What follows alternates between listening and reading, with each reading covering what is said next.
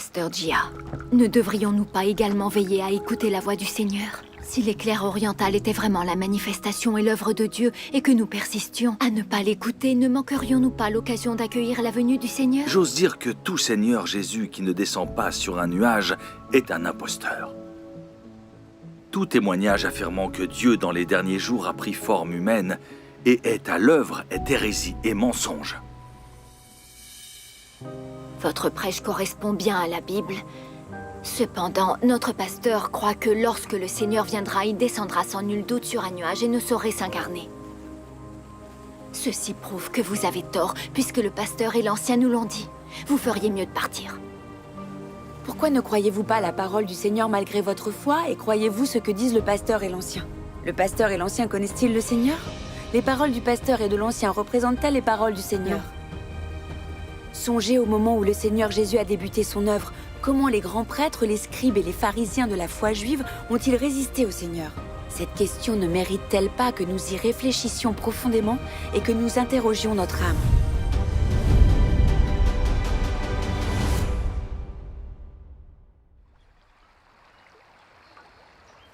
Sœur Yang, vous venez de mentionner que le pasteur et l'ancien ont dit que le Seigneur des derniers jours ne saurait prendre forme humaine.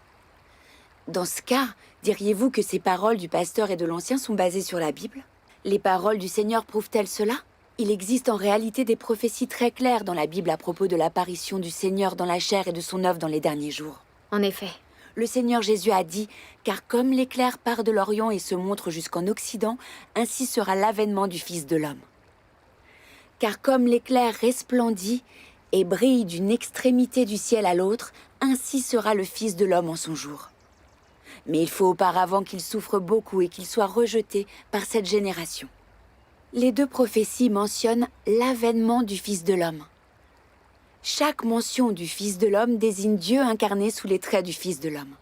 S'il s'agit du corps spirituel ressuscité du Seigneur Jésus, parfois caché, parfois visible, profondément surnaturel, peut-on toujours l'appeler Fils de l'homme? Pourra-t-on toujours dire de lui « Il faut auparavant qu'il souffre beaucoup et qu'il soit rejeté par cette génération » ? Exact. Il ne subirait pas d'adversité et ne serait pas rejeté. C'est vrai, ça n'arriverait en aucun cas. C'est pourquoi le Seigneur, dans les derniers jours, prend forme humaine. Pouvez-vous accepter ce type de communion? Cette communion correspond aux paroles du Seigneur. Grâce soit rendue à Dieu. Ma sœur, la prophétie selon laquelle le Dieu des derniers jours apparaîtrait dans la chair s'est réalisée. Si nous ne croyons pas que les paroles du Seigneur se sont réalisées, cela ne serait-il pas dangereux? Songez au fait que lorsque les pharisiens ont vu que le Seigneur était venu, ils ne l'ont pas reconnu, et ils lui ont même résisté et l'ont condamné. Et quel a été le résultat? Ils ont fini par accueillir le Seigneur par des imprécations. Si nous croyons en Dieu comme les pharisiens qui ne l'ont pas reconnu lorsqu'il est venu, et l'ont même condamné et lui ont résisté, quel pourrait être le résultat final? Ne croyons-nous pas au Seigneur parce que nous nous languissons de son arrivée? N'est-ce pas là une raison pour accueillir le Seigneur?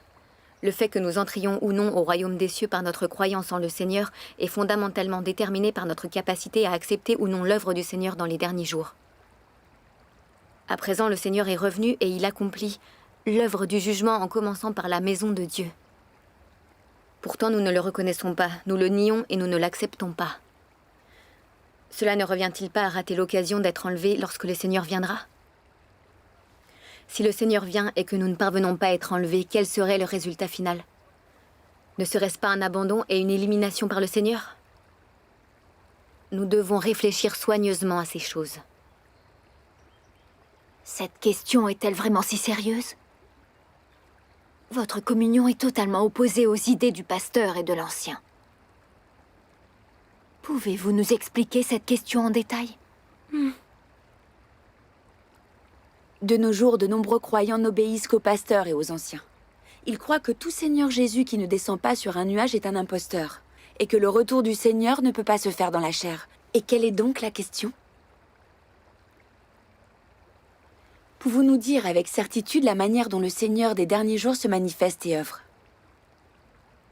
Dieu a déclaré dans la Bible « Car mes pensées ne sont pas vos pensées, et vos voix ne sont pas mes voix. » Autant les cieux sont élevés au-dessus de la terre, autant mes voix sont élevées au-dessus de vos voix, et mes pensées au-dessus de vos pensées. Amen. Amen. Aux yeux de Dieu, nous ne sommes que poussière. Comment pourrions-nous comprendre l'œuvre de Dieu? C'est sûr. Le pasteur et l'ancien ont toujours cru que la venue du Seigneur se ferait sur un nuage et qu'il ne serait pas incarné sous les traits du Fils de l'homme. Sœur Yang, diriez-vous que lorsque le pasteur et l'ancien parlent de cette manière, ils délimitent Dieu? Ils croient que Dieu ne peut pas faire les choses de cette manière ni d'une autre manière. Ne s'agit-il pas là que de leur façon de voir et du fruit de leur imagination? C'est comme lorsque la Bible a prédit la venue du Messie. À sa place, c'est le Seigneur Jésus qui est venu. Est-ce ce que les humains auraient pu imaginer? Les pharisiens n'ont-ils pas réglementé l'œuvre de Dieu en se basant sur leur conception et le fruit de leur imagination au point de finir par crucifier le Seigneur Jésus? Leur échec est une véritable leçon. Et pourtant, vous continuez à croire les paroles du pasteur et de l'ancien. N'est-ce pas là un problème? Ma sœur, en ce qui concerne le fait d'accueillir la venue du Seigneur, nous ne devons pas croire ce que disent le pasteur et l'ancien en nous fiant à nos conceptions erronées et notre imagination pour définir l'apparition et l'œuvre de Dieu. Le Seigneur Jésus a dit « Les brebis de Dieu entendent la voix de Dieu ». Aimeriez-vous entendre la voix de Dieu? Tout à fait. Si vous n'écoutez pas notre lecture des paroles de Dieu Tout-Puissant, vous raterez l'occasion d'entendre sa voix. Oui. Ma sœur, c'est le Seigneur qui frappe à votre porte. Si vous n'écoutez pas la voix de Dieu, si vous ne lui ouvrez pas la porte, ne vous sentiriez-vous pas coupable? Ne craindriez-vous pas de rater l'occasion d'être enlevé à son retour? Se pourrait-il que vous ne vouliez pas vraiment entendre la voix de Dieu? Je vais être très franche. Comment ne pourrions-nous pas vouloir entendre la voix de Dieu?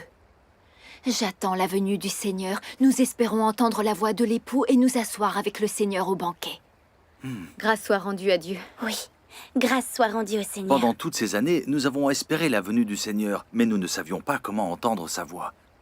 Grâce à votre visite d'aujourd'hui, ce sujet a été expliqué de façon très claire. Nous savons désormais qu'il est très important d'écouter la voix de Dieu. Exact. Grâce soit rendue à Le Dieu. pasteur et l'ancien disent que nous sommes petits sur le plan spirituel et ils craignent que nous ne soyons dupés. Ils ne nous permettent pas de rechercher et d'étudier. Mon frère, le Seigneur Jésus a dit « Mes brebis entendent ma voix.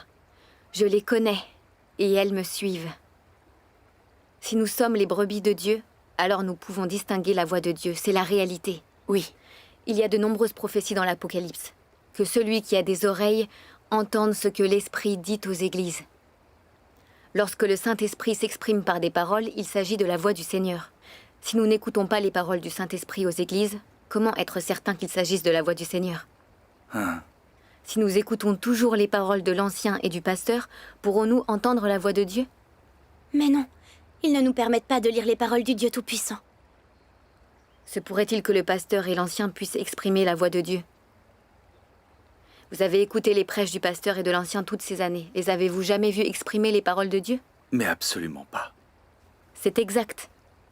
Avez-vous entendu la voix et les paroles de Dieu? Diriez-vous que le pasteur et l'ancien entendront la voix de Dieu? Si vous restez limité par le pasteur et l'ancien, quelles pourraient en être les conséquences? Si vous ignorez ce problème, vous serez complice du péché que le pasteur et l'ancien commettent en résistant à Dieu. Et vous serez ainsi probablement abandonné par le Seigneur. Bien sûr. Aujourd'hui, nous apportons chez vous la voix et les paroles de Dieu dans les derniers jours. Et si vous continuez de refuser, vos actions seront-elles approuvées par le Seigneur? Cela nuirait-il au Seigneur? Vous nous avez bien guidés. Par le passé, nous étions stupides et ignorants. Nous ne désirons désormais rien de plus que d'écouter la voix de Dieu et nous voulons étudier le vrai chemin. Veuillez communier avec nous. D'accord. Grâce soit rendue à Dieu. Grâce soit rendue à Dieu. Ne serait-il pas mieux d'aller chez nous pour discuter? Allons-y. Bonne idée. Allons à la maison.